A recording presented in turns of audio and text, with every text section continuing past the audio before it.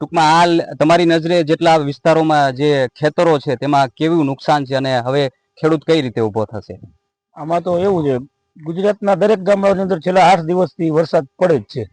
પછી અમે ગઈકાલે રાતથી પાછો અમારે ચાલુ થયો. અમારે થોડો વરસાદ ઓછો હતો, પણ ગઈ રાતે 2 થી 2.5 ઇંચ વરસાદ પડ્યો છે અને આખા ગુજરાતની અંદર વરસાદ પડ્યો છે. એટલે હવે સરકારને અમે એ જ કહેવા માંગીએ છીએ કે જે ટેકાના ભાવની આદિ ઊંધી લોલીપોપ આપી છે એ ટેકાના ભાવની ખરીદી તાત્કાલિક ચાલુ કરે અને જે છૂટક યાર્ડની અંદર હરાજી કરે એમાં 1200, 1500 થી 1200 થી ઉપર ભાવ લઈએ. કારણ કે અત્યારે જો આ મગફળી કાળી થઈ ગઈ છે, આ બરોબર, આ મગફળી ટેકામાં આપણે માર્કેટ યાર્ડમાં વેચવા જશું તો વેપારી લેશે નહીં, 700-800 રૂપિયાની હરાજી મૂકશે અને ટેકામાં એમ કહેશે કે અમે આ ટેકામાં હાલે એવી નથી.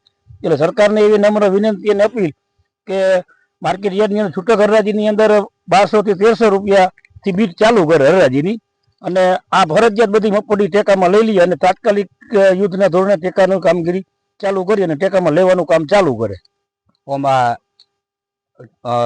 યાર્ડમાં જાય ત્યારે આનું કદાચ વળતર મળે છે એવું લાગે છે તમને? ના, આ તો યાર્ડમાં જાય એટલે 1200-700 આ કાળી થઈ ગઈ છે અને હવા ટૂંકમાં આવી ગઈ છે. અને ખખડતી હોય ને તો 50 રૂપિયા ભાવ વધારે મૂકે, બાકી આ તો પોચી જ છે, લૂઝ થઈ ગયેલ છે. જમીન કેટલા વીઘામાં હશે? આ